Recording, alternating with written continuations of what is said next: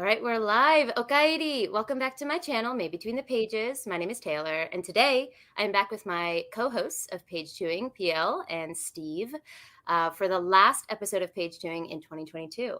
And today, our guest is none other than Travis Baldree. Welcome. Thank you so much for being on. Thank you so much for having me. Of course, we are so excited. And anyone who watches my channel knows I'm such a huge fan of Legends and Lattes. So we'll get to that momentarily. But before we start, would you mind telling anyone who's watching who you are, if they've been living under a rock and they don't know, and how you found yourself with us today? Well, my name is Travis Baldree. I am a full-time audiobook narrator. I've been doing that for, COVID has made time very elastic, but it feels like I've been doing it full-time for 3 or 4 years. Before that, I spent a couple of decades making video games like Torchlight and Torchlight 2, ran video game studios, and then took a hard right and decided to narrate for a living, which I love a lot. Now, I guess I'm also an author. I wrote the book Legends and Lattes last year for National Novel Writing Month and self-pubbed it because I thought it would be fun and that maybe that would pay for my cover art. And now I'm sitting here and everything has gone in very unexpectedly. Well, we're delighted that it is where it is. I know from my part, I happened to see your cover art on Twitter. You had posted it, and from my memory, at least, the way things went down is that cover art took off, and you had like a huge influx of interest for this book you were marketing. And if I remember correctly, the next tweet from you was, "This is a lot more than I expected. I have a newsletter now, I think." So the interest in this cozy fantasy, that you had introduced to the world kind of took off from the start. And for me, at least in my sphere, it was the first cozy fantasy I saw really do that. So I'm curious, from your perspective, what inspired you to go that route? Why the cozy fantasy? So, as a narrator, I read a lot of action adventure stuff, usually with like a dude protagonist, roughly 20 years of age, probably slightly snarky. Maybe there's also a snarky sidekick, and I don't know, battling gods and saving the world. And that stuff is all super fun, and I really enjoy it. But I read a lot of it. And I was joking around in my Discord where I work live, and I said, what I really wish I had to read right now is a Hallmark movie set in the Forgotten Realms. I just want and the joke I made at the time was I just want like this businesswoman dwarf, and she has to go back to her dad's mine to save it from closing, and she's really cranky about it, and all the yokels living back in the dwarven village. But also there's this kind of ruggedly handsome guy with his sweater, and maybe he makes cookies or something, and be very heartwarming. So that's obviously not exactly what I wrote, but I had this, nod and a wink idea. And that was probably a I would couple read of that, by the way. months. Yeah, now I got to go back to the well. That was a couple months before National Novel Writing Month. And a co-narrator of mine, who's a good friend, convinced me to do National Novel Writing Month again. I've tried a bunch of times in the past, and I always tapped out in the middle in the boggy mess that I made. And we both decided to do it, and we were National Novel Writing buddies. And at the time, I thought, well, I guess I'll do this thing that sounds really good to me right now. This kind of, it's the height of COVID. I haven't been to a coffee shop and seen somebody's face in ages. It just sounded nice. It was what I wanted to read at the time. And I guess it just turned out that other people were also wanting to read something like that too. I feel like those things have existed before all over the place, but this one happened to come out at a time where everybody was sort of fatigued and, Zoom meetinged and, isolationed out. And the world was just always seemed to be hanging fire, and something comforting seemed like the order of business. Yeah. I can attest to that, as I don't know if you can tell from my shelves behind me. Surprise! I also read the same kind of stuff that you do. Lots of high stakes, saving the world, and it was actually really nice to pick up this book and know that wasn't going to happen. I was like, oh, there's not going to be any world-ending catastrophe. It was a comfort. I found myself watching a lot of like Studio Ghibli movies in the last year, like Yes. because they have that same sort of like peaceful vibe, also, and a lot of focus on food. Hmm. But you know, they're just like Hmm. this sensory peacefulness in a lot of them. I mean, except for, up on Poppy Hill. But anyway, We won't talk about Up we on won't we Puppy won't Hill talk about that. or Grave of Uh, the Fireflies. or Grave with the Firefly. Let's just set those to the side. But uh, yeah, that vibe is just very. And again, they have lots of fantasy elements that I like, but I feel good after I watch them. Yeah. A man after my own heart. I live in Japan, and my husband and I watch Ghibli all the time. So I don't know how. This is the first time Ghibli's come up in a chat, so I don't know how my co-hosts feel about those. But the cozy vibe is on point, as you just mentioned. Yeah. We'll take your word for it. I got to get you guys to watch it. How am I your Yeah, friend? you kind of gotta that's you sneak them in with well, what are the best ones to sneak people in on if they're not ready for the cozy vibes? It's probably got to be Princess Howl Mononoke. or Princess Mononoke, maybe. It's kind of a good Yeah. way to sneak people in. Um, and then you transition to Howl and Ariete Yeah. and All that stuff. everything else. Yeah. Yeah, for sure. One of my favorite things in the book, for me personally, that I connect to, just while we're on the subjects of Legends and Lattes specifically, um, I own a small business with my husband. Hmm. He's a chef here. And so uh, in our spare time, we decided to try an experiment of opening a small little restaurant. It's a fried chicken shop. And when I say in our spare time, I mean we had other jobs, and then we decided to see how this would work on our days off. And let me tell you, if you've never owned a small business, it is work, my friends. And I saw in this book, like Viv is the name of the orc, and she does market research to find out where she's going to set up her coffee shop. It's slipped in there, in a fantasy setting. Also, the menu she has at the beginning doesn't stick. She has to change it little by little because her ideas don't actually translate to the real world. And as someone who has had that experience, has changed the menu on the dot in the way that she does in this book as well, I was like, I know Travis has owned a small business at some point in his life if all these little details are in there. So from me personally, this is a very question from me specifically, but I was curious if those details came from a life experience or they just kind of flowed naturally with the story. Um, so I've never owned or started a restaurant. I've started several companies and gone through the painful bumps and bruises of starting a company, and I think a lot of the I think a lot of the experiences are universal. They just get adapted to whatever the specifics of the the job are. You know, nothing ever goes the way you expect. There's always this adaptation. Finding people that you can work with is always a big deal. It's always terrifying that somebody's not going to want what you're doing or not interested in what you're doing. There's just all these little fears and dramas and stresses to it. Um, that are not they're kind of mundane dramas and stresses, but they feel pretty important at the time. So, one way or another, those ended up in there. Also, I spent a staggering amount of time in like some very specific coffee shops talking to the owners and hearing about how those experiences happened for them and what their specific challenges were. And it's hard not to absorb those.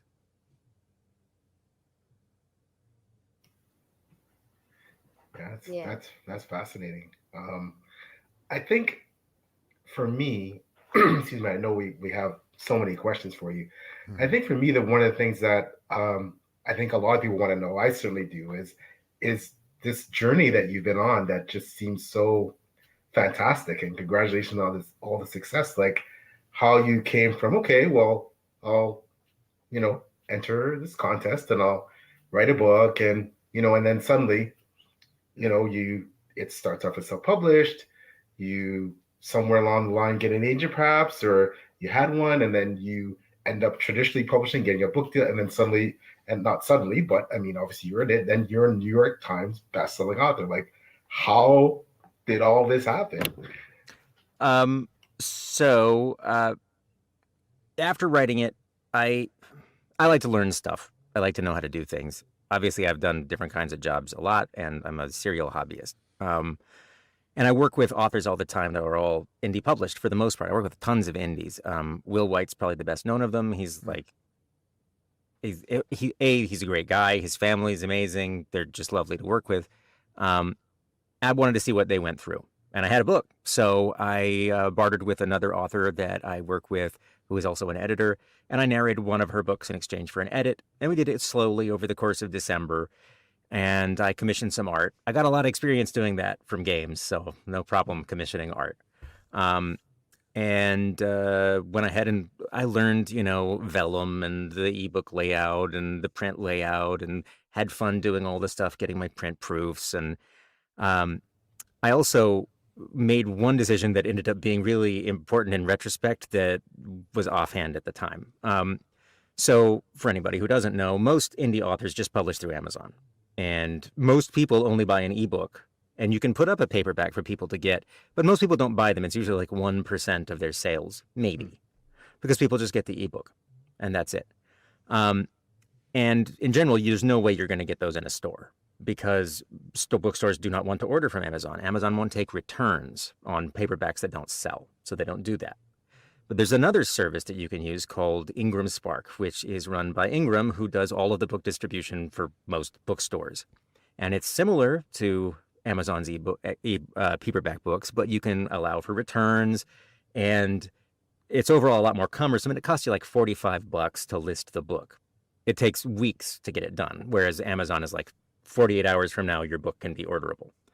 But I did it just because I thought it would be cool to go down to my local bookstore and wheedle with them to order it in so I could take a picture of it.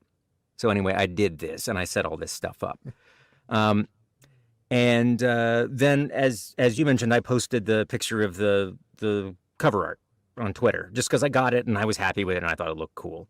And then Shannon McGuire retweeted it, and that's probably why you ended up seeing it, because Shannon was kind of my little fairy godmother sprinkling fairy dust all over this at that point. And I already had the book kind of done and ready to go. And I said, well, I guess I better turn the pre-orders on. So I did. And the pre-orders were really good, from that kind of wash of interest. I don't know what I'm doing. I don't know how to market things for books. I don't know where the surface area for any of that is or what to do. And then it goes on sale, and it also does really well. And it starts to spread kind of organically. And then it started showing up in a few indie bookstores because I had set up this paperback orderability that bookshops would actually use. And then it got in Barnes and Nobles, and that was crazy. And some of the Barnes and Nobles employees and booksellers that got it in there told me what happened. So at Barnes and Nobles, they don't let you get like print on demand books. That's like the official policy is we're not putting this stuff on the shelves.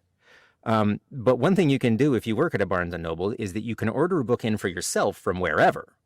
But if you cancel that order after it arrives, it converts to in-store stock. So what they would do is they would order copies in for themselves, cancel it, and then put it on the shelf and hand sell it.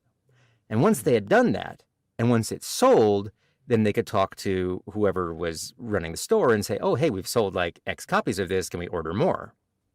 And then the dam starts to break. And then all of the stores are kind of like in regional clusters. So they all communicate between the stores. So then it starts to spread between the stores. And then it shows up, and then it spreads to other stores and other stores. So at some point, it ended up being in like most Barnes and Nobles, which is crazy. It makes no sense. I said earlier that like the paperback sales are normally like 1% on Amazon. For me, they were more or less equal to the ebooks. They were nearly identical. So it was like, Wow. It was really, I assume that a lot of this has to do with the cover art, I think. Mm-hmm. But like, I don't know. My sample size is 1. But at that point, I think 3 different agents reached out to me because I think more and more books are converting from indie to traditional, like Senlin Ascends and Rage of Dragons and, Atlas 6. So this is just happening more and more often. I mean, at that point, it had already been way more successful than I could have ever expected or wanted it to be. And I thought, I guess, why not? I'll try it. Because I'm still gainfully employed, and I wasn't looking to quit and become a writer. I like narrating audiobooks. It's great. So why not? Why not? So I said yes, and to Stevie Finnegan, who is my agent from Zeno in the UK.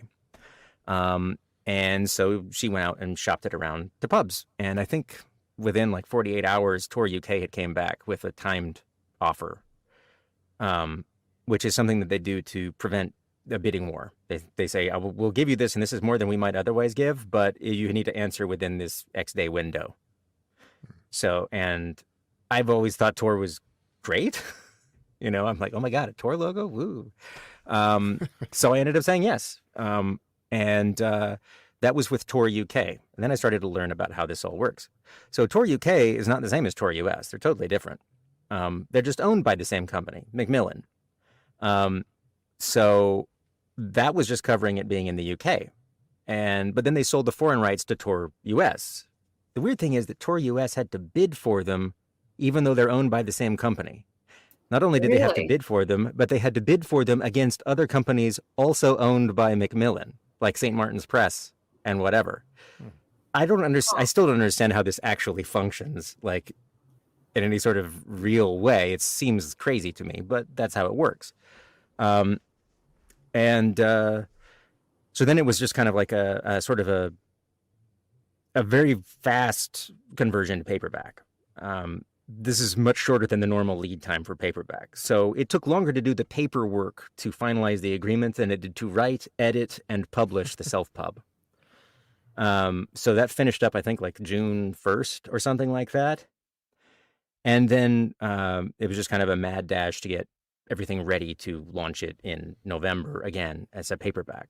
So the audiobook and the ebook, I kind of like passed ownership to them. We took down the paperback and then was just trying to get a new one going. So I think I sold like 16,000 indie paperbacks, pretty evenly split between Amazon and stores, which is kind of my understanding is kind of a lot. Incredible. That's incredible. It's a lot. I can tell you as an indie author that it's a lot. But we've definitely done more than that in paperbacks now. I don't know how that's. I can tell you what numbers I got because that's my numbers. And then we put together like slightly different versions. They were like special editions, like the Broken Binding one, and then we did a Barnes and Noble special edition. And I wrote a short really quick in a couple of days because we needed unique stuff. And they said, can we have French flaps and we need to put some paper in these that has other stuff. What can we do in the next 2 weeks? So I put together a map and we did some French flap designs, and I made like Viv's journal pages and we put those in there too. It was kind of just a really weird whirlwind. But through it all, it's also been really nice because the response has been so nice. And I think some of that's probably because of the kind of book it is. It's a book about people being nice and competent. Somebody called it competence porn.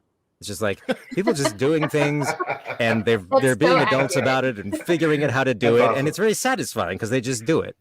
Right. So when people respond, it's usually because of those things. And so the responses are just always nice. And I started getting fan art, piles of fan art, and it's really great. And then tattoos.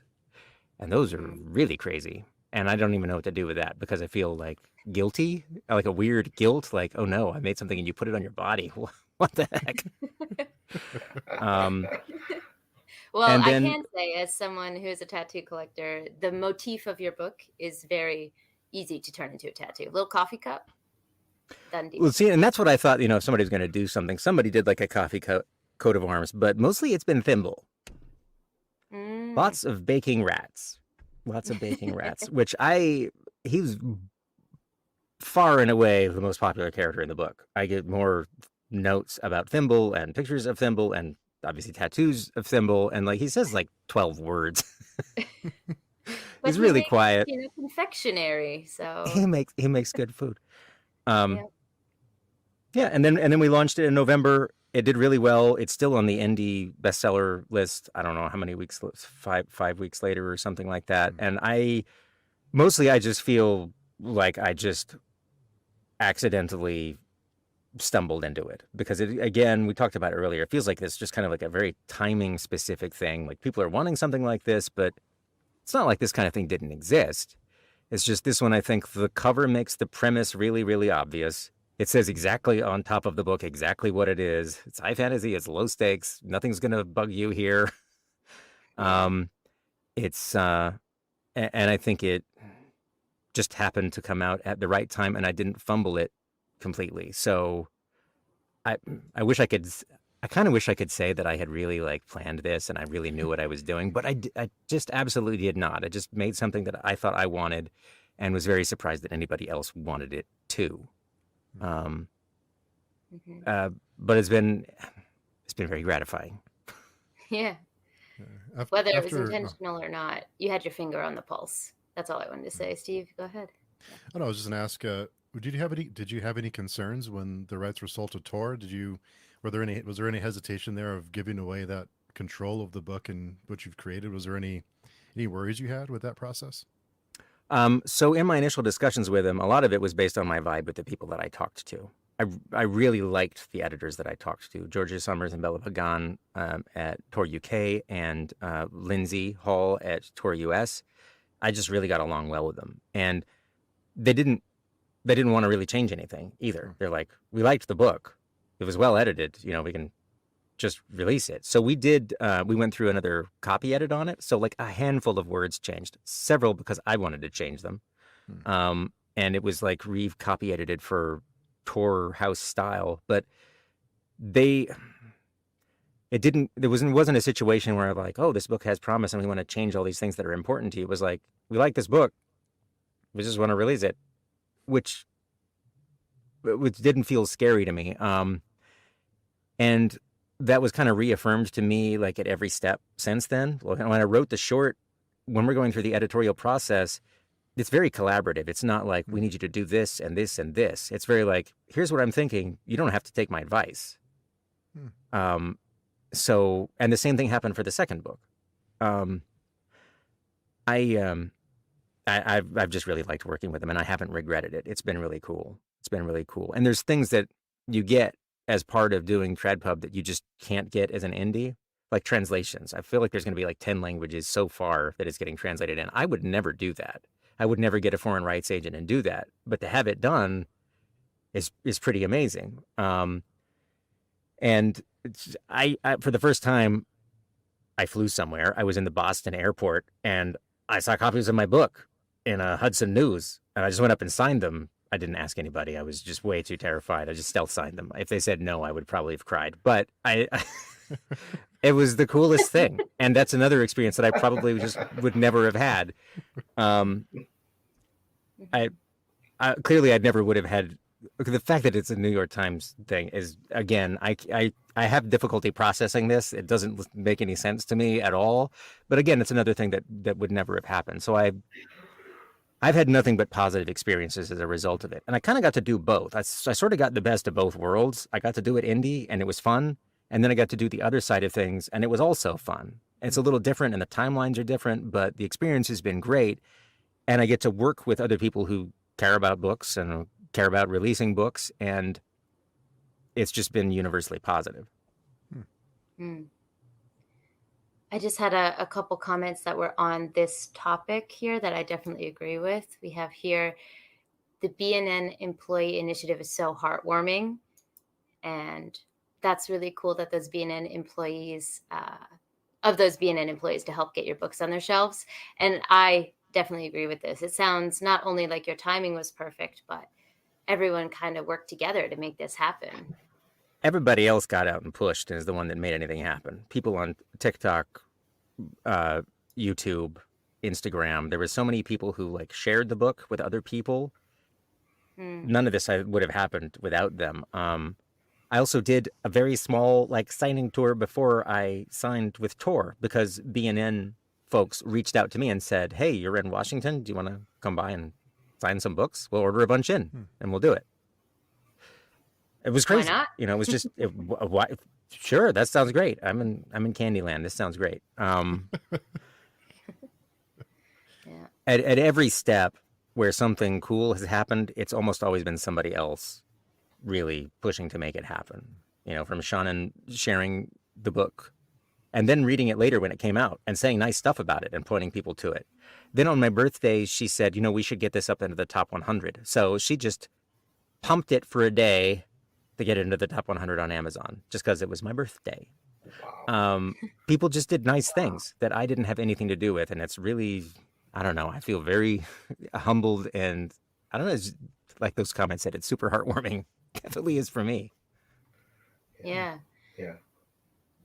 I have Sure. to say, from my perspective, it's nice to hear of that kind of collaboration happening in traditional publishing as well, because something that, you know, Steve and PL have really introduced me to through being on Page Doing is the world of indie and self-pub. I was new to it about 2 years ago. And Page Doing has had a lot of indie and self-pub authors on it.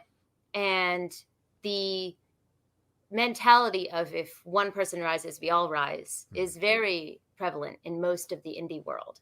Mm-hmm. And I think that's why it can be such a joy or such a good experience to be part of it.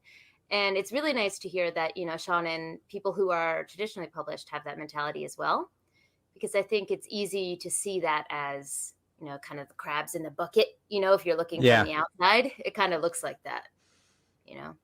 It feels like the division between indie and traditional is getting like smaller and smaller over time for like a lot of reasons. I mean, once upon a time, there was like that stink of indie publishing where it's like it's vanity press.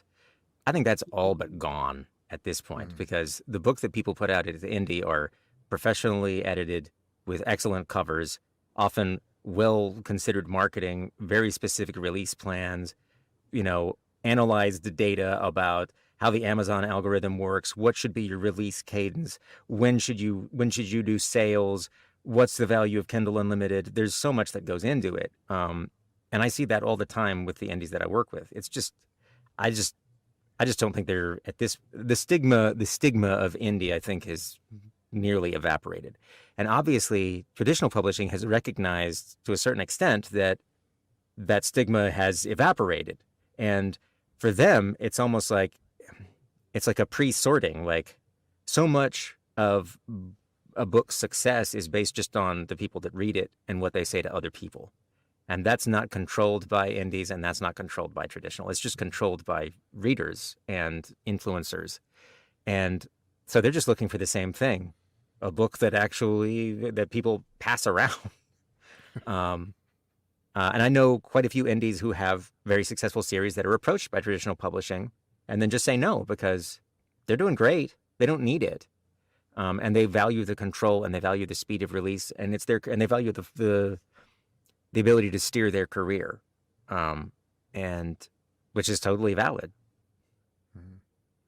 That's great. And, you know, thank you so much, Travis, for, you know, in the vein of your book itself, some positive, great news about Barnes and Nobles. You know, we won't get into that, but we all know the Barnes and Nobles has been trashed recently for a few things that have been going on. But hey, Barnes and Nobles employees really helped bolster your career. You know, so and remember, there's people behind the machine. There's people. There's the machine, and then there's just people who were down there selling books, probably not being paid that great, that just care about books and care about readers and care about getting things into the hands of people that want to read them.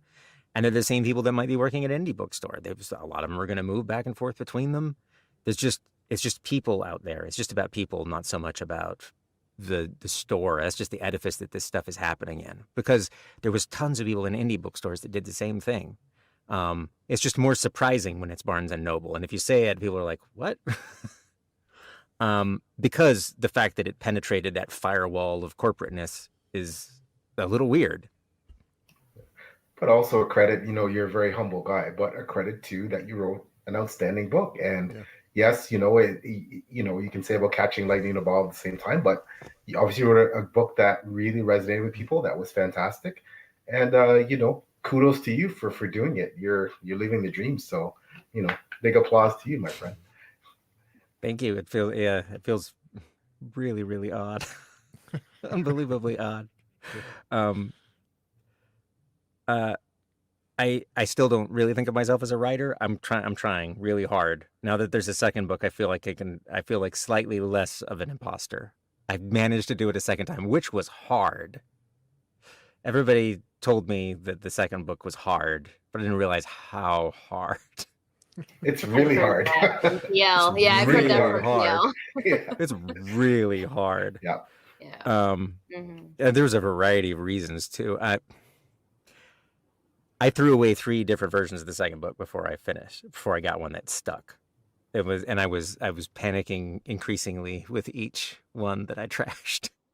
Because I was sure I knew what I was going to do. I was positive. So the second book was going to be a cozy mystery set in the same city as Legends of Lattes. It was going to have different main characters. It's basically, like Fantasy Murder, She Wrote, right? Which it was going to have to do with the magical college. We were going to learn a bit about how the magical system worked. You were going to learn about the madrigal and like her influence over the city. It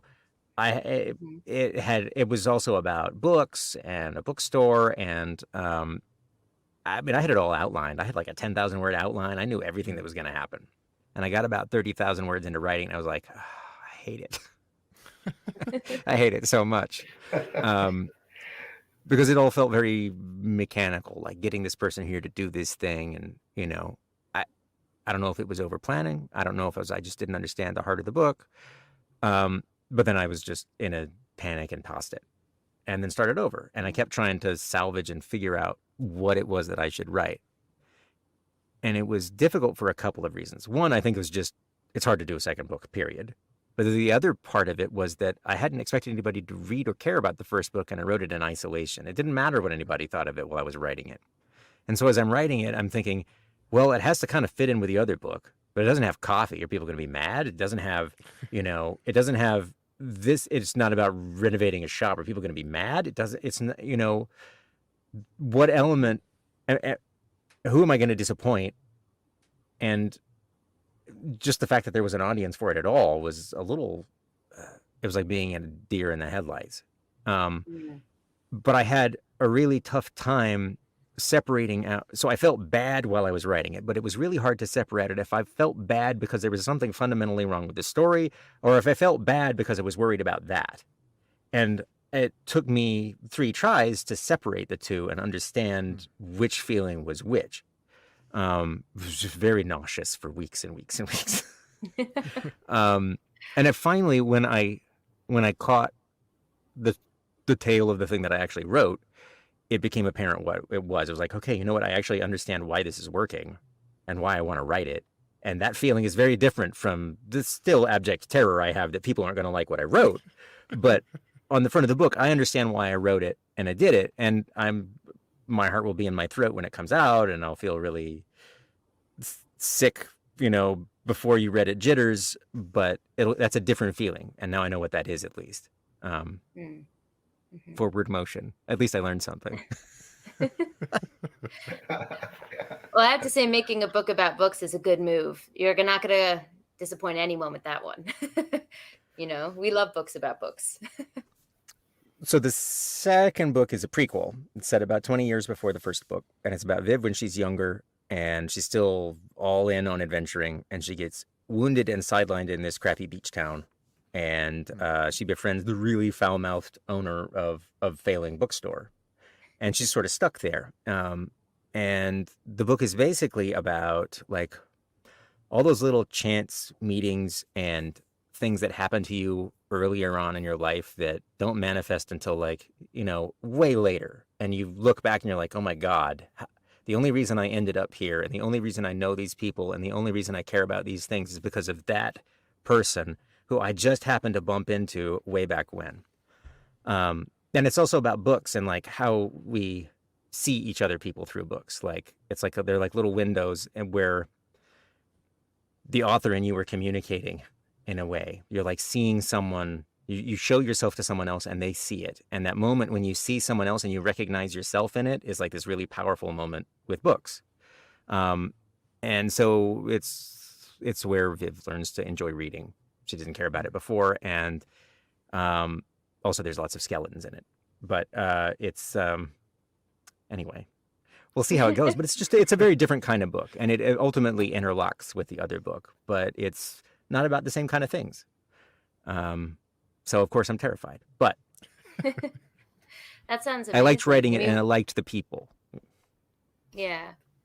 What So you what? said reminds me of something that Ken Liu has mentioned before, is that the writer leaves a ghost of himself in the story Yeah. for Oh someone to yeah. interact with. And that I'm 100, I was Yeah. 110% in already, but I'm now 150% in because I can't wait to read that.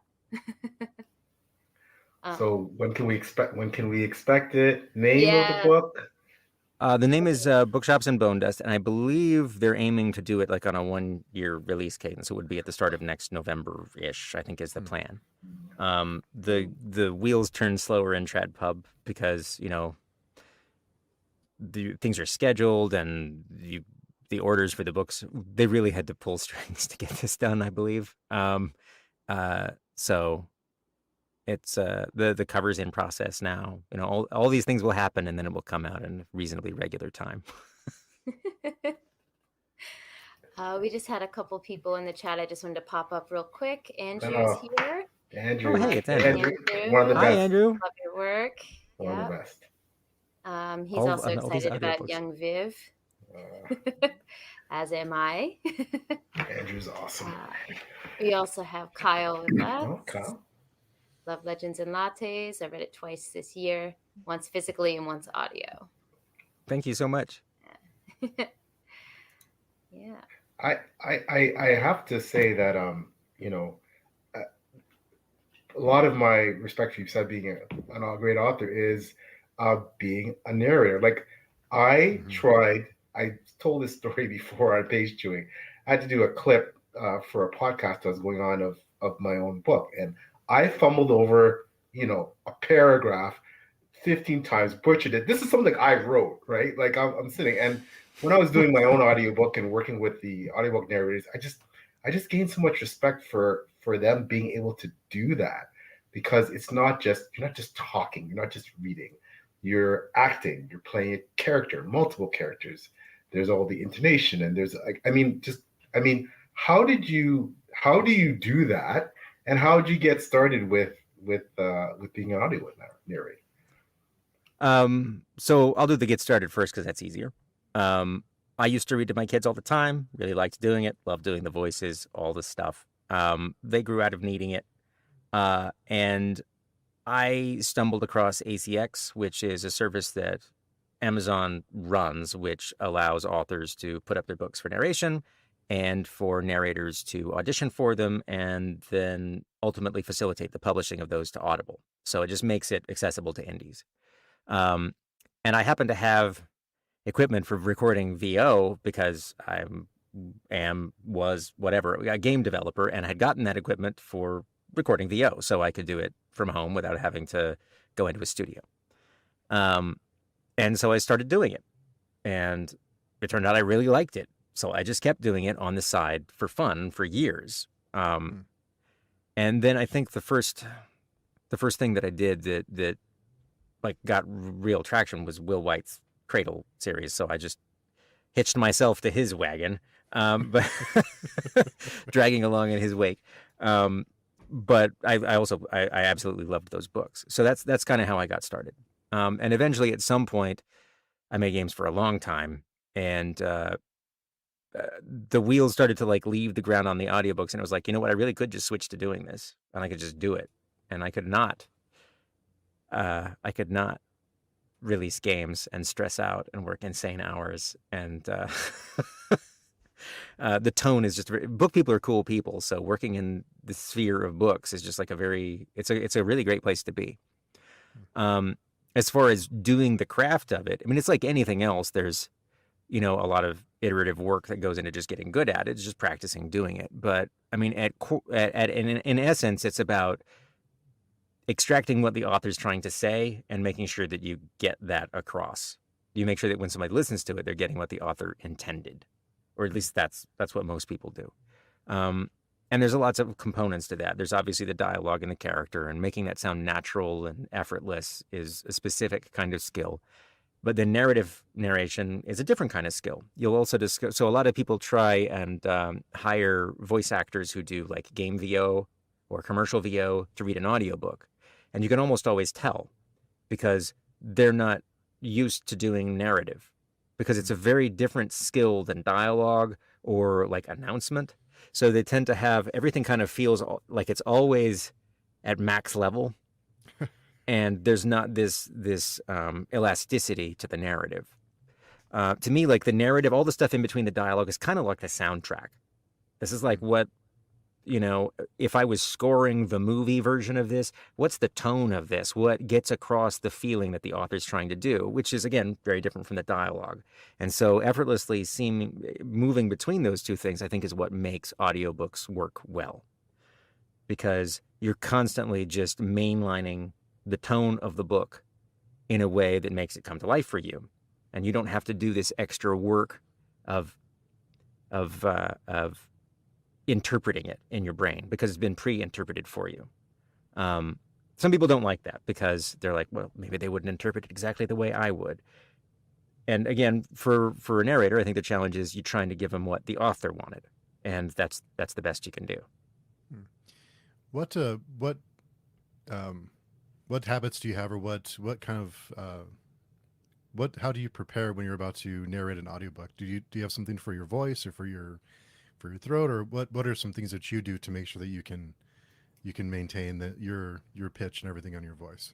So I I'm know the worst. Steve is practicing with the short stories, right? So he's trying to get those insider tips. Well, I've read a few short stories. I try and be under 1,000 words, and it takes me a good 3 or 4 hours to get through them. So, yeah. So I have very little prep. My voice already sounds like it was dragged behind something. So I generally just go. I worried about it more earlier on, but at a certain point, there's just a comfort level you get with your voice and what it sounds like that you're just fine.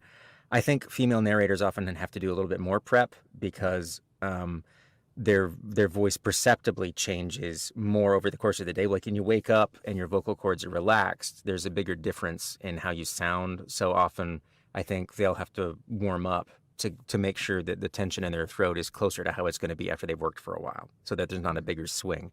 For somebody like me, I just sound like trash anyway, so it's fine. You just leave it.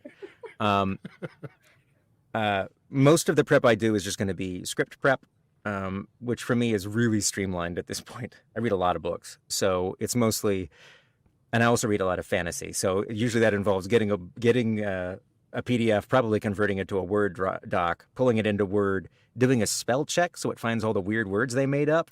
So I have a big list of all the stuff I need to ask them how they actually want me to pronounce, and quickly identifying the characters throughout, searching for tags about accents or brogues or whatever else, and doing a quick skim read so that I make sure I understand who the characters are and nobody shows up Irish on page 583 after I've already voiced God knows how many hours of dialogue for them. So I don't have to redo anything.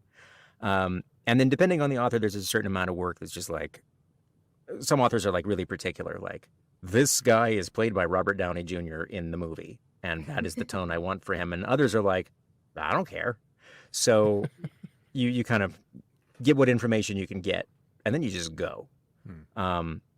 As far as if you're doing your short and you want advice about how to get your speed up, if you're just recording it open, like without using something like punch and roll, that's going to increase your time and also your edit time afterward.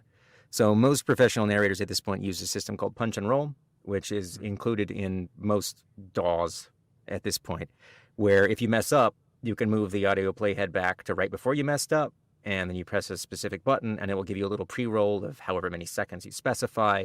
And then when you start talking, it'll just softly blend it in. So when you're done, it's just a continuous piece of audio that's actually ostensibly correct. And you don't have to go and edit out all the times you messed up or anything else or stitch it together. I don't know if you're working that way or not, but you can save yourself an enormous amount of time if you do. Yeah, I've tried to get into Appleton, but I haven't spent enough time to kind of, learn how to use it very well. Yeah, a lot of narrators use Reaper or Studio One, which are both really affordable, easy peasy DAWs. I use Adobe Audition because I'm a nerd and I have a subscription to Adobe for all this other junk. And but yeah, it's remarkably accessible now. You're in a safe space for nerds. I think it's pretty clear. Yeah, We're all in this together at this point. I think that goes without saying. Yeah. Yeah. The pretty amount of well. time we spend doing this stuff for literal zero pay, I think we're pretty safely in that world. I did want to pop this question up from Andrew, and feel free to dodge it, if you'd like. But he says, without naming names, do you have any author horror stories where they were so hard to work with?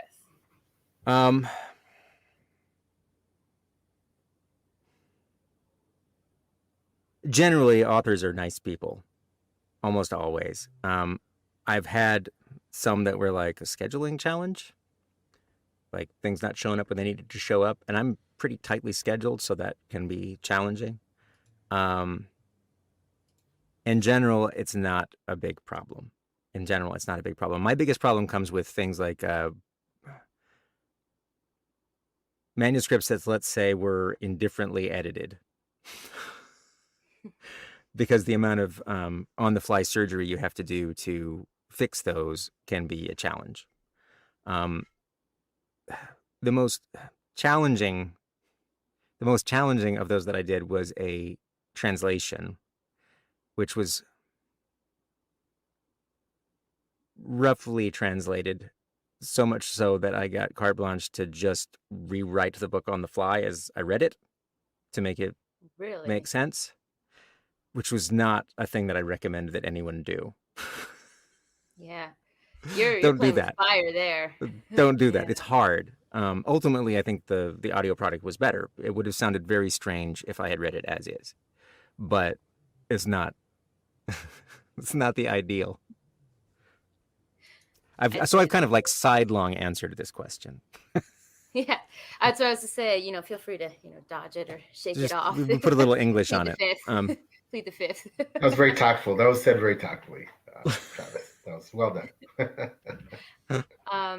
At the risk of going back just a couple topics, Paramita had an amazing question that I'm really curious about. When you were talking about the titles of your books, she pointed out there's some alliteration there.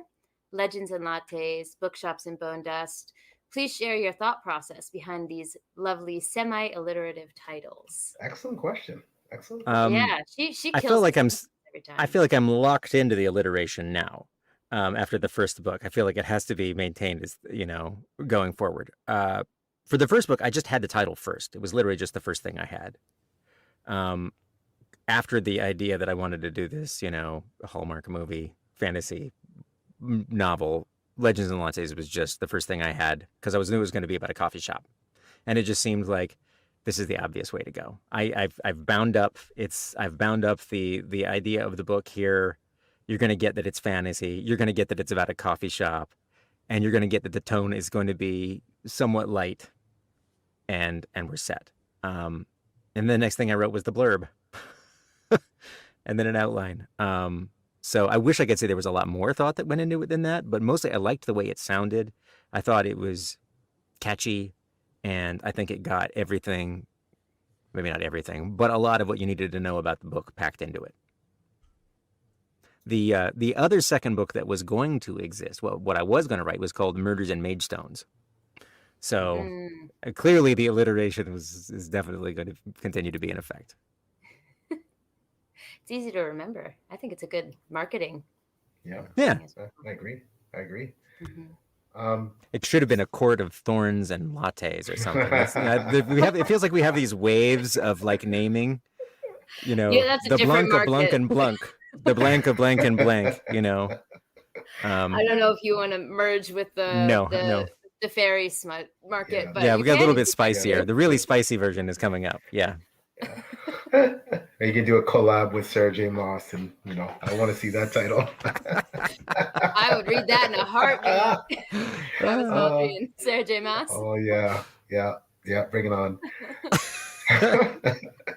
So tell me something. So obviously you're experienced audiobook narrator, and now you're soon, as you continue to write books, are going to be experienced author. Do you think one is going to be harder than the other as both these careers go kind of parallel? Narration is infinitely easier. So I think it always will be. because somebody else already did most of the hard work. I think I've said before, it's like they baked the cake and all I got to do is put some icing on it, you know. And it's very schedulable. Like if I've got a book, I know how long it's going to take me to do it. I know how long it's going to take to narrate. It's not that big of a deal. And when I'm done, I dust off my hands and I move on to the next one, and I'm happy. Books are a lot more fraught. You know, you think you know what you're going to do. The rubber hits the road and you're like, oops, I guess not. And you predict how long it's going to take. And then you discover, you know what? No, I guess I'm going to need another couple weeks. And oh no, there's a fundamental problem that I didn't see. And now I've got to go back and fix it. They're riskier for you, like personally, because you're putting a ghost of yourself in there. Like you said, there's a lot more of you in it than there is in an audiobook. And so if people don't like it, you got more personal exposure, I think. So while I do like it, I can't imagine being able to produce at the level that a lot of indie authors produce personally, because struggling to find the heart of a story and something that I personally relate to, that I can wrap the rest of the story around, is like a lot of work.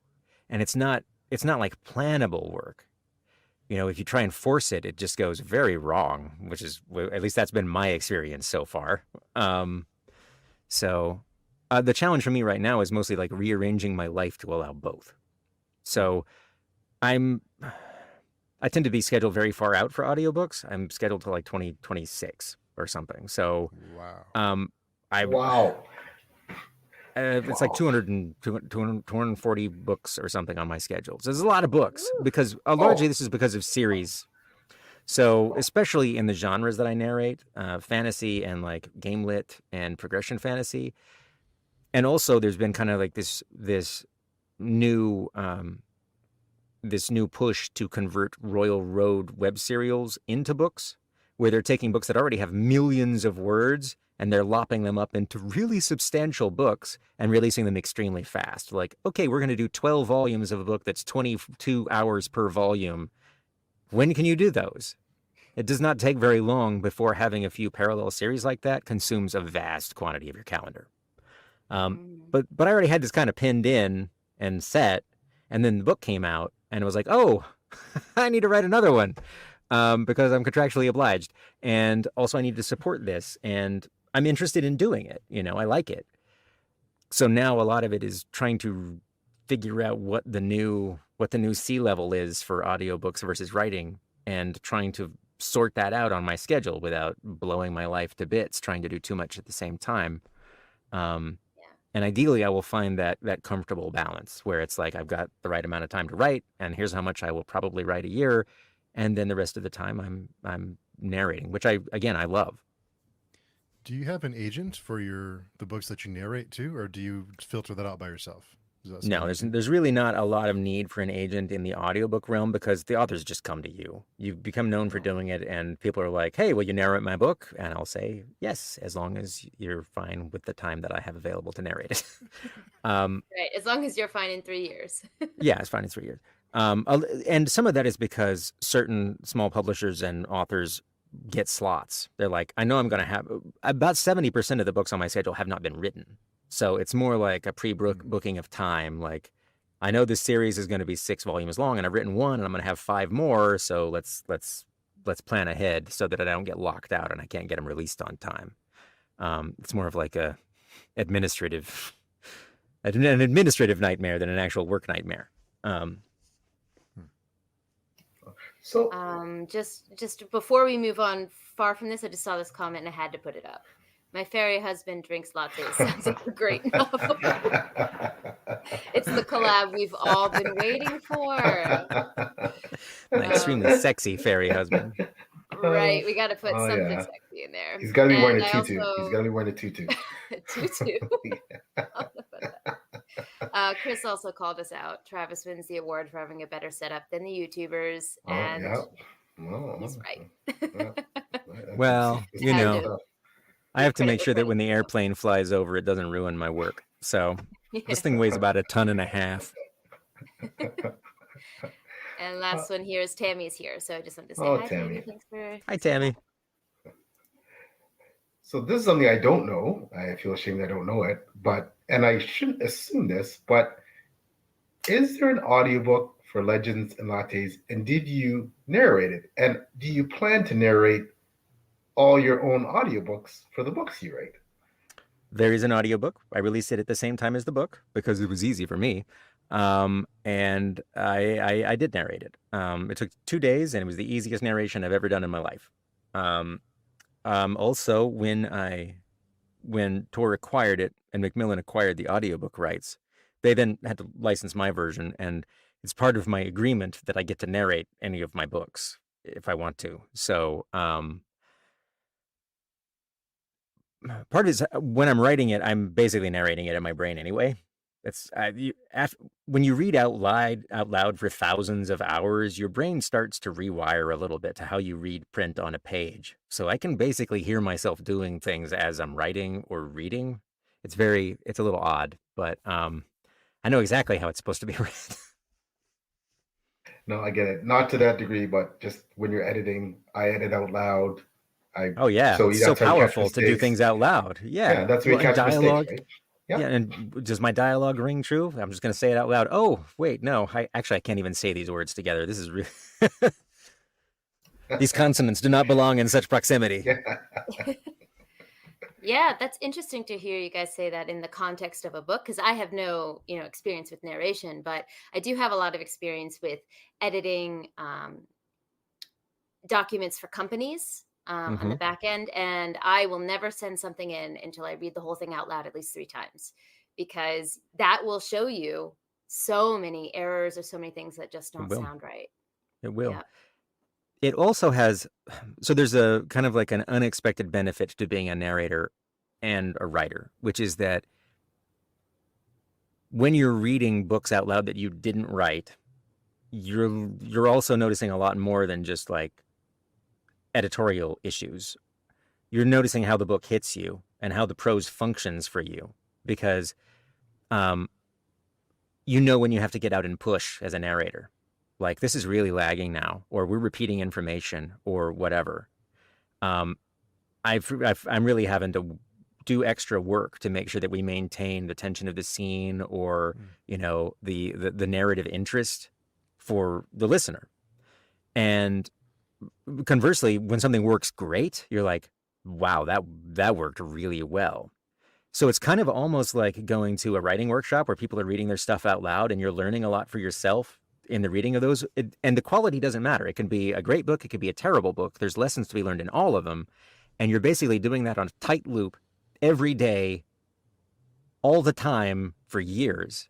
And I know that this has influenced a lot about the way that I write.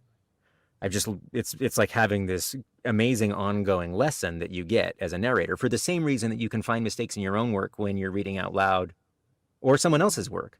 Editorially, you're learning all these other tiny lessons that are incredibly useful, and that shape how, or at the very least, they shape your taste for how you're going to write. You're like, it's really clear what I like now in prose, and it's really clear what I don't. So I include the stuff I like, and I get rid of the stuff I don't. Like, I learned through doing narration that I really dislike superfluous detail. So I mentioned Will White earlier. He's very popular, and I think one of the reasons that Will's books hit so well is because he only writes the good parts. If it's not the good parts, he just doesn't put it in the book. He will find a way, if he's got to get this information communicated, he will find a way to fold it into the good parts. You don't ever have like a 10-page meeting where people are sitting down to make sure that person A knows what they need to know so they can do act B. He's optimized all that away, and it's really powerful. And I think it's one of the reasons that his books are so enjoyable to read. And so I ended up, I think, internalizing a lot of that. I'm not saying I'm as good of a writer as Will White, but I've internalized all kinds of lessons from doing that. They're like super valuable to me. And that just was a benefit I never, ever expected. That's really interesting. Andrew had a comment specifically about Cradle. Perfect timing. It's funny you say that. I consume Cradle on audio, and physical readers almost always rate it lower. And I'm like, what? We didn't read the same book. So clearly it's coming through. I think that, so another thing that I've noticed on physical versus audio is that people rate things more on Audible. I think you get you get a lot more audio ratings a lot of the time. And I'm not sure if that's just like the point where they ask for the ratings, but you often get, at least in these genres, a lot more ratings on audio. I don't know. Of course, almost all of Will's books are rated incredibly well on both ends because they're just really good books. Right. Yeah, yeah. And I Cradle's been on think my TBR for ages. One day. It's really good. Here's my advice for you on Cradle. You must read the first 3 books. So Cradle is a lot of it's a lot about the group of people that gets assembled. Will make some really amazingly great characters, but you start with 1, and then you get the second one like kind of toward the end of the first book, and then the third one shows up partway through the second book, and until you get to like 3 and you've got enough of the critical mass of people, you just don't know what you're in for. And about the middle of book 3, the pedal goes down and it never comes back up. And it's one of the only series I've ever read where every book is better than the previous book. And it just escalates in awesomeness as it goes. The other really cool thing about it is that also, unlike a lot of other books, it expands the world, it expands the cast, but it doesn't bog down. So many fantasy series, you get to book 6, and the only thing that happens in book 6 is that one day of real time passed so that we could tend to all the little plot threads and characters on the other side of the continent and whatever else. But Will has managed to make it just as propulsive in book 10 as it was in book 2, and which I think is a real feat. I'm just on the Will fan club here. I'll let him know that he needs to pay me for this, further endorsement after the podcast. We're gonna have to have him on here so that we can. You really should. Will is awesome. We were talking the other day, had a little kind of a state of the podcast kind of thing. He was one of our names on the top of the list. So Will is a fabulous person. Yeah, we're probably going to reach out to him and say, "Hey, Travis said." Travis said only terrible things, and would you like to come on and refute them? We'll be kind to give you the platform to do so. Travis, what do you think what can you attribute to the explosion of audiobooks in general? Like, I mean, I've looked at a lot of data, and some of the research I've done has to do with people who now because of certain challenges they consume audio better as well, or maybe they actually can't consume written form, maybe they're visually impaired, etc. But what do you think is the reason for this explosion of popularity of audiobooks in the last I'd say 5 to 7 years? I mean going back 7 years, I mean, audiobooks weren't that much of a thing, and now it's very pervasive. I think there's probably a combination of things. One is the prevalence of smartphones. In days of yore, you had to get CDs. I still have some of them, and it was cumbersome and a pain in the butt. Me too. And until you hit the phone, reading, getting audiobooks on like an iPod Mini or something, that's still pretty cumbersome, and the space limitations were big.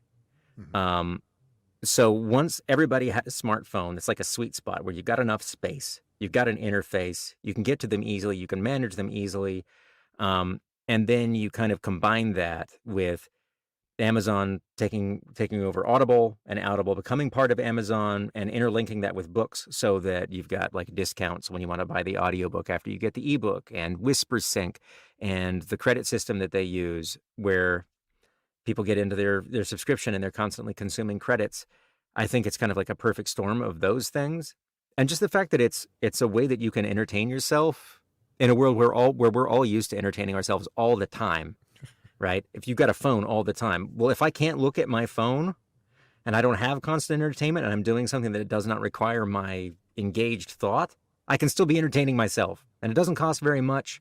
And I've already got the device I need to do it in my pocket. So I think you put all those things together, and I think that's largely the reason why. Also, it's not art that becomes obsolete, right? An audiobook that was recorded 5 years ago is fine.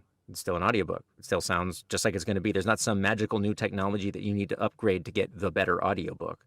It just works, right? Just like a book. It's not like video games where if it's like 10 years old, you're like, that's kind of yeah, I'm kind of done with that. So it's a sort of digital, the special effects never have to get any better. The movie never has to be, your CG doesn't have to improve next year. It always works. I'm holding up for the original Tecmo Bowl. That was the best video games ever. I know I'm old, but yeah, man, Tecmo Bowl Jackson used to run over people like there was no tomorrow. So going way back there, P.O. Yeah. Yeah. I said I'm old, right? It was a good game, though. Yeah. Yeah, it was an amazing game. I think part of maybe what contributes as well to what you just mentioned, which is a really good point, is that there's not a visual component to it.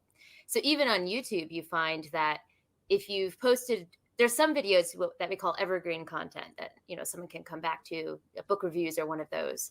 But you find that because it's a visual medium, I think people feel weird watching something that's dated. My favorite books of 2020 in 2022, people just don't engage with visual content in that way. It's dated in a very specific way. So I think you make a really good point with that. I'd never thought of it that way before with audiobooks. Like we have books on tape that when I was a kid, I never returned to the library, so they're going to come get me now. But I still have some books on tape that I found. I don't have a tape player anymore, but they're there. Yep. Yeah, I've got stacks of books on CDs, and I don't know if there's a CD player in this house. When was the last time I put a CD in anything? Oof. Yeah. My mom still has an 8-track tape, and it works. It works. An 8-track tape player, and the tapes still work. And the tapes, I mean, they probably would blow up if you ran them more than once, but it still works. They exist, right? They exist. This might be another hot take. Andrew's full of them today, but thoughts on AI narrators? Great question, Andrew. That's a hot topic right now. AI everything. AI writers, AI art. Clearly not a fan of AI narration. So one, I think AI narration is basically inferior. A lot of times when people are trying to automate away stuff, they're trying to do something that's at least of the same quality or more consistently better, right? AI narration is not as good as a normal human. And I don't think anybody expects it to be for quite a few years. And there's also degrees of good. Like anybody can read an audiobook, right? It can sound like a human reading an audiobook, but it doesn't mean it's a good audiobook. You can have an actual human read you an audiobook that's terrible. And most AI that's reading audiobooks is reading basically an inferior version. You can find the tells.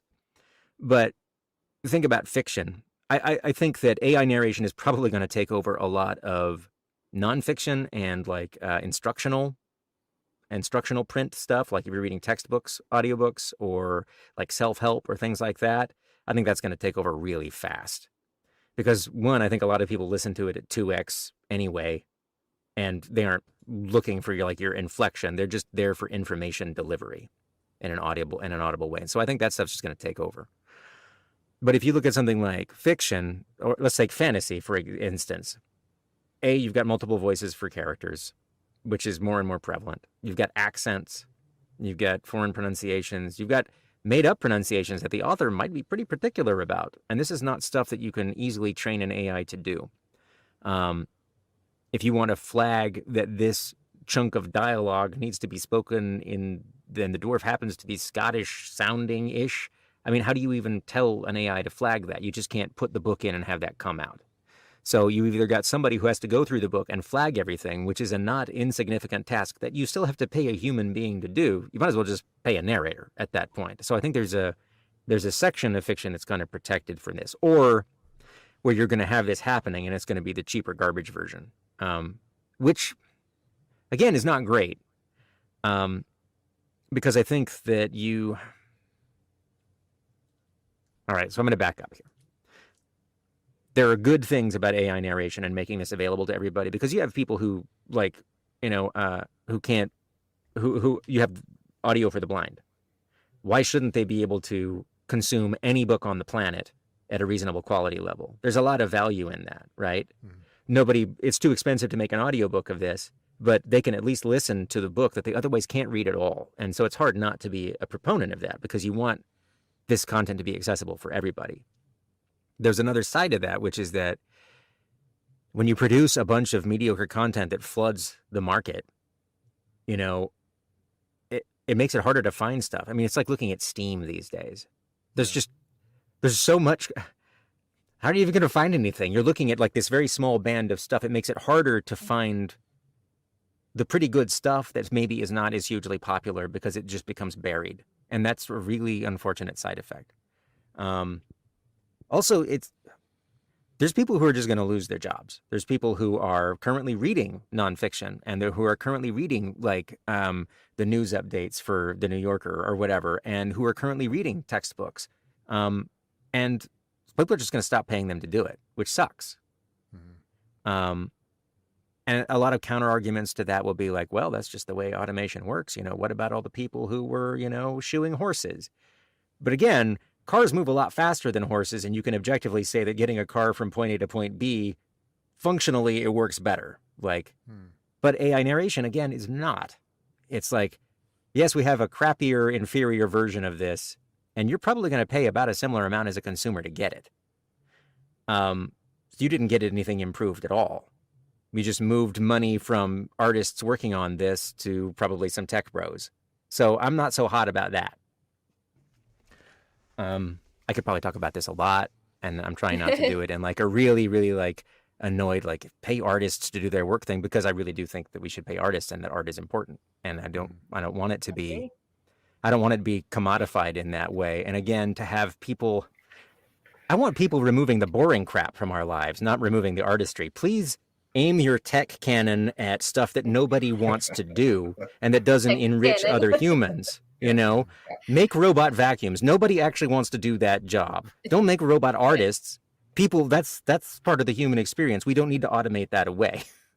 Well, it's scary too, because the more people use AI, the better it gets, and then it drives out everyone. So it just keeps getting better and better, and before you know it, it's Skynet. So yeah, be careful. And unless you're replacing that with like, you know, a universal basic income so people can just survive, you're just moving the money to people who didn't probably need it from people who probably did. You know, artists are notoriously underpaid, which is, you know, pay artists. Pay your artists, please. Yeah. Buy real art from real artists. They need it. They deserve it. And it makes life better for everybody. It's like with AI art. No, the genie's never going back in the bottle. Yeah. Now that it's out. But the main thing that galls me about it is the fact that it's basically, it functions by mulching up the work of other artists without their permission. And I find a lot of the arguments for the fact that they can't do anything about this pretty uncompelling. Like if you go and use an AI art tool, you can say, I want art in the style of so-and-so. Clearly, the information is paired with the art in the data set. It understands that Norman Rockwell painted this, or, you know, Chris Foss or whoever. The artist is known. So at the tech level, you can simply exclude those people's names from the search. You can say, we're not going to allow you to do things in the style of an artist. We're not going to allow you to use their style and put it on like a cheap suit, you know. I feel like I'm about to head into Screed territory, so I'm going to back off. Okay. Well, I think you're in a space where most of us agree with you. Absolutely. I think all of us do. It's one of those things that has always irked me, where, you know, even in academia, there's certain things that are looked down upon, certain sciences, you know, and I just find it ironic that things that usually are on the lower rung of society, quote unquote, are the ones that everyone engages with in their free time. No one goes home and engages with, you know, well, maybe some particular people, let me not paint with a broad brush. Maybe people go home and do math formulas, but most people will go home and engage in some kind of art, be it visual medium, books, you know, appreciating music, someone whatever else's, you know, immersing themselves in someone else's. Yeah, I sorry, go ahead, Travis. I'm going to say one of the main disappointments I have is that I think that a lot of these tools could be incredibly powerful tools for artists to use, but they are not directed that way. Like if I, as an artist with a visual artist with a lot of work, can use one of these AI tools, feed all my art into it and say, you know what, I want to visualize 8 different book covers that I might do. I want to try out some angles. And instead of me spending, 10 hours doing those things, it could give me some quick looks using my own art that facilitates and lets me work better, like super Photoshop. That sounds like an amazing use for AI as opposed to using somebody else's art. But a lot of my frustration is this not directed toward making artists' lives better and allowing them to produce even more great art for us all to consume and enjoy. It's about making weird, shambling homunculuses of their art that other people can try on. And that's, anyway, I'm getting right back into Screed territory. Let it out. Yeah. Well, I mean, I don't think it would be a pretty bleak world. I mean, can you envision a world where AI does all the coverage, like writes speculative fiction, like writes fiction? There's no more writers. There's no more artists doing artwork. There's no, obviously that would translate to music. Yep. Can you imagine a world where essentially most of the creatives don't exist? Like, I can't imagine. It's awful. I don't want to live in a world like that, right? Well, and the thing is that all of these things are trained on existing creative work. And as that creative work becomes more and more supplanted with creative work that's just derivative of other creative work, that's just AI-generated creative work, it's going to start to eat itself. It can only make derivative work of something that's already derivative, infinite derivatives with no creative injection that just get more and more bland. What happens when AI art can only be trained on other AI art instead of actual legitimate, inspired creative art? It's only got glue to work with at that point. It's just, I hate to imagine a future where we get to the point where so little creative art is publicly shown that that a lot of what we get is just this gross soup of previously regenerated stuff. It's a very fair point. I think most people would agree with you, at least in this community. Yeah. But I know time goes very quickly. So before we finish up, I have been tracking some comments. And if PL and Steve don't mind if I bring it back to Legends and Lattes just to close this out, because Sure. I've seen quite a few really good comments Absolutely. specifically about the book. And if we go all the way back here, Paramita always with her amazing questions. In the very beginning, she had a fantastic question about your choice of character for Legends and Lattes. Our Tolkien-esque view of orcs is intrinsically evil. Female orcs don't feature. What motivated you to choose such an unconventional MC with such nuanced characterization? Again, a brilliant question. Initially, I wanted to make sure I did an MC that was not the kind of character that I normally got to read. As a narrator, I normally get to read dudes and a specific kind of dude. And I wanted to read somebody who was the opposite of that. Further, I wanted the book to be mostly about characters that contradicted like the common image of what they would be. The succubus who is an artist, the orc who wants to start a coffee shop, the bricklayer who wants to be a musician, the stable that ends up as a coffee shop. Everything was not what it first appeared. So I wanted to choose a character who was not at all what you would think of as being, a barista. And I wanted to choose a character that was not at all what you would think of for me to narrate. And again, I wasn't thinking anybody else would care that I narrated this, but that was the main reason why I chose Viv. As far as like nuanced characterization, initially I thought this was going to be funnier than it was. I thought the book was going to be more of a nod and a wink, like my initial ha ha ha Hallmark, Forgotten Realms vibe, but it only took about a chapter before it wasn't. And Viv ended up having a lot of me in her. So Viv is somebody in her 40s who stops doing a job that she has done her entire life, totally switches to a different industry, moves to a new city, and discovers a community of people that she didn't know that she needed, and that she fit in with. I am a person who did the same job until their 40s, switched to another industry, found a whole community of people that I didn't expect were there and that I fit in with unexpectedly. So there was a lot of like, for me, it was very relatable stuff. Um, and it just ended up that everything got told earnestly instead of as a joke. And I liked it that way. And it felt better to me. It felt like it was giving me something I wanted. Hmm. Yes, I think a theme that really runs through it, at least from my perspective, is give something a chance. You don't know until you try or until you Yeah. talk to someone, right? Yeah. Very much on that theme, we have one more question from the same person. Some of the most powerful themes in your book relate to love, community, rallying together in moments of crisis. Is this consistent with your beliefs and experiences, or is it an utopian ideal? I mean, I think that in the book that I'm sure things turn out, maybe more happily than they might have in the real world, but I don't think that they're futile endeavors. When I was younger, I didn't think as much about how important kindness is. I always kind of had this like mistaken idea that people who were kind and who were thoughtful about others were like, that's just the way they had always been, and it must have been easy for them, and maybe they were a little simple, because in almost all of our popular fiction, it's like anybody who's nice is going to get ground under the wheels pretty quick, or they're sacrificed so that somebody else can have revenge, right? You know, sure, we have nice people in our books, but they're not the people who triumph, or the people who win, or the people who make things happen. But as I got older, it really became apparent to me personally that being kind and being good to other people is work.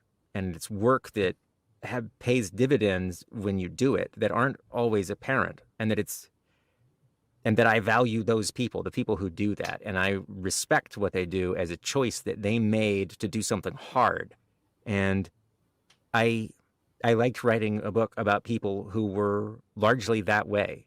People who they chose to do it. Viv chose to do this. She had to make the choice over and over to not go back to the sword, to be a certain kind of person. And I like that as a personal struggle, not the personal struggle to get revenge or to win the war or do whatever, but to choose to be a good person. And for me, that's a relatable struggle because it feels like a choice that, I kind of have to make all the time. Because it isn't easy. If somebody does you wrong or circumstances are bad, that's a hard thing. It's not like it's a mundane hard thing, so people don't talk about it very much, and they certainly don't glorify it in fiction. But I think it's like it's worth having represented in fiction. Definitely. And something that I pulled for as well is the feeling of community. That takes sacrifice. That takes being kind if you want to build a community with people around you. And I think the pandemic, talking about this coming out at a time that it struck people the right way, community was hard to come by, and the interactions were online. And we've talked before about people are not kind in the online space. And I think a lot of us tried with Zoom for a while I feel like a lot of people went through these waves of like Zoom, like get-togethers and stuff, trying to replicate that feeling of community. And it's not the same. It's not the same. And I think people did that because they felt the lack. Yeah. I love that point though. Kindness is a choice. You nailed that. Yeah. Keep that in my mind. Little pocket of my brain for the future. We had one more that I had in the backlog, which is from Tammy. A totally unserious question, so please feel free to skip. I think it's serious though. But what baked goods almost but did not make the cut onto Thimble's menu? Ooh. What were some of the ones I thought about? I was gonna do well, this isn't a baked good, but there was going to be a mocha. This chocolate showed up and it was like, why is there not a mocha on this menu? And it just like, Right. I didn't have the rest of the narrative beat to go along with it. I thought about scones. I'm a really big scone fan. So I was thinking about scones. And I was largely thinking about scones. I really like scones. I thought about something like vaguely donutty, but it felt like too close to the cinnamon roll. And Cookies. There were, ginger cookies were one of the things I thought about. Hmm. I can just sit here and think about baked goods now, but Yeah. Yeah. Yeah. That actually kind of leads into a question that I had menu connected, because coffee is a world unto its own. There are people Mhm. who just live and breathe different types of coffee, and I have dabbled, but truly just pinky toe level of dabble. So I was curious, with your choice to make coffee like the thing, the bean water in in this Mhm. book. Uh, are you a coffee aficionado? Is this something that you delve into in your life? I Or love coffee. Um, so last November for my wife and I's anniversary, we got ourselves one of those automated espresso machines that like grind the beans and does all the things, and you can hit the buttons. And I really love it. We use it a lot. In fact, I was having trouble sleeping after that. I was waking up a lot, and I was like just sure it had to do with the daylight savings time change. But no, that was not the reason at all. Um, Anyway, so I really enjoy coffee, but I will just drink black plain coffee from whatever. I'm kind of like I really like good coffee, but I will also drink terrible coffee. So I don't know if I'm a snob, but I do appreciate a really really good one. Um, my go-to coffee when I want to make a nice one for me is a mezzo mezzo, which is like a little bit of the kind of the crystallized sugar in the bottom, and you steam it a little bit, and then you have basically an Americano topped with an espresso, topped with a little steamed milk. And it's just a little bit sweet. It's got, it doesn't have the overwhelming milk of like a latte. Um, and it's got a little bit of water to give it a little bit more time to drink it. And I really like that. So I have basically that every morning. And then I get less and less ambitious with every other coffee I have during the day. I was going to say I'd never even heard of that before, but I'm sold. Sounds delicious. You've got a lot of other scone fans here. Scones with cream and jam. I want Scones are scones excellent. now. Andrew says, I'm addicted to lattes. I'm not even kidding. Before LNL, I did not drink them. Well, So I'm glad to have pushed you over the edge. you have converted someone. Josh here says, really enjoyed your book, although I can't stand coffee. Uh-oh, wrong time for me to put this up. But I stayed for the baked goods and the focus on mental health. And Excellent that's work. just fine. Not everybody has to like coffee. But a lot of people, even if you don't like coffee, still like hanging out in a coffee shop. Mhm. Mm-hmm. Some Yes. people who don't like the taste of coffee do like the smell of it. There's a lot of extra, I don't know, I'm sure there's people who hate all of it, but coffee shop. There's no better place to study or read than a coffee shop. I agree with that 100%. Yes. I even made sure to have the student in the coffee shop who doesn't buy anything and just uses the Wi-Fi. Guilty. Oh, I saw that character. I was like, that. So I was like, I'm I annoyed by this recognize character, you. but I know that was me. I know that was me. And the shop owner probably was just as annoyed as I am reading about this right now. So, 100%. I just wanted to ask PL and Steve, are you guys coffee fans? I realized I never asked you Yes. before. Yes. Yes. Just a blanket yes. I'm not a snob, but I enjoy good coffee. I only drink coffee. I like certain types of coffee, but I'm not a regular coffee drinker. Because I work shift work, I need coffee at certain times, but I'm very sensitive to it for some reason. That like if I have friends that they can drink coffee like right before bed and they sleep sound like a baby. I would be up all night. So Yep. I kind of watch my coffee intake because it seems to hit me harder than some people. So my wife is a serial coffee drinker. She has to have her caffeine. So. It becomes a necessity after a while. Yeah. I have kind of just a really quick question because I'm an audio and gear nerd, but I was wondering what kind of microphone you use. This is a Mojave MA201 FET. I used to use a Mojave MA200, which is a tube-based mic, but it's just a little too sensitive to humidity. And this one sounds 99% the same, and I really love it. and that's going into an Apollo Twin, which I like because it has some onboard stuff I use that happens in hardware that I don't have to do in the software side on the DAW. Overall, it's a pretty simple setup, but yeah, I really do like this mic. I've used it for years, and Nice. it never moves from this spot. I noticed the headphones too. Oh yes, yes. Yeah. You've got also they're like You guys kittens for your match? ears. Yeah. Yeah, we do match. We do match. I These are was- incredibly comfortable. Matching headphones. Yes, they're so nice. Yeah. I have changed these pads out. I don't know how many times. I love that they're modular and that you can order in new bits. Yeah. Mm. I have my kids hooked on them too, so they each have pairs of these headphones now too. They're so comfortable. And if you sit with these on your head, they don't weigh on your head like so many headphones do. They're just very comfortable. And if you spend 6 hours in a box, it's really nice to have a comfortable set of headphones. I would For imagine people who are so. listening, it's the Bear Dynamic DT 770s? Yeah. The To 85 double check. ohm? Yeah. Yeah.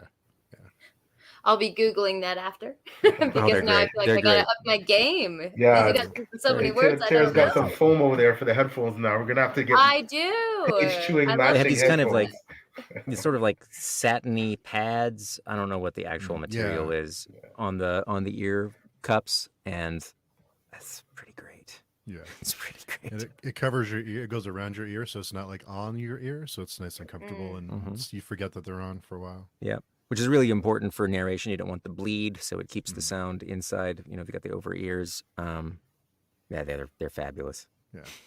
Sounds like you also need to send a check to Bear, whatever the company name is, because you've now sold me. So Because I'll just go through all of the equipment in my booth. yes, so why not? Yeah. The endorsement check will be in the mail, Travis. The endorsement check will be in the mail. So I always like to finish the interviews. PL and Steve know what this question because I ask it to all of our guests. I find it very fascinating. I'm obsessed with origin stories and mythologies and things like that. So I would love to know in your life if there's a story, not necessarily a book, maybe it was a video game or a movie, just a story in your life that you think ignited your love for stories and has kept you involved with them in the way that you have been with video games, with audio, with now an author yourself. Is there a story that sticks out from your life? Nicobobinus by Terry Jones. So Okay. Terry Jones was one of Monty Python, was one of the Monty Python crew, and he wrote a YA book, kids book called Nicobobinus about a boy named Nicobobinus and his friend Rosie, who lived in Venice. And rather than weeding the front step, Rosie convinced them to go and find the land of dragons.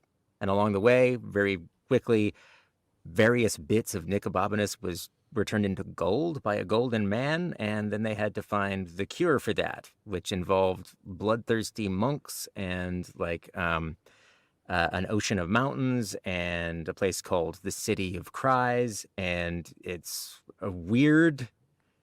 really weird. It's funny. It's strange. I've always loved it. I own a copy of it. It's an amazing book. I believe it was my 5th grade teacher read it out loud to us, and I've been taken with it ever since. I've And never nobody heard has of ever it. heard of it. Nobody No. has Never. ever heard of it. But now you'll look it up. Now you'll Now look I it up. will. Oh, absolutely. Huh. Fascinating. Well, as usual, I just want to say thank you so much for coming on. This was just a fantastic talk. I feel like we could talk forever. It doesn't feel like it's been an hour and a half, but really appreciate you coming on. And before we go, just give everyone a chance to do a little bit of a sign off for those who maybe missed the beginning when we were doing our intros.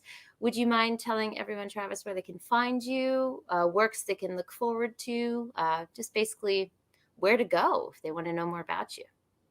I'm most active on Twitter at Travis Baldree. I'm also around on Instagram and TikTok, the same places.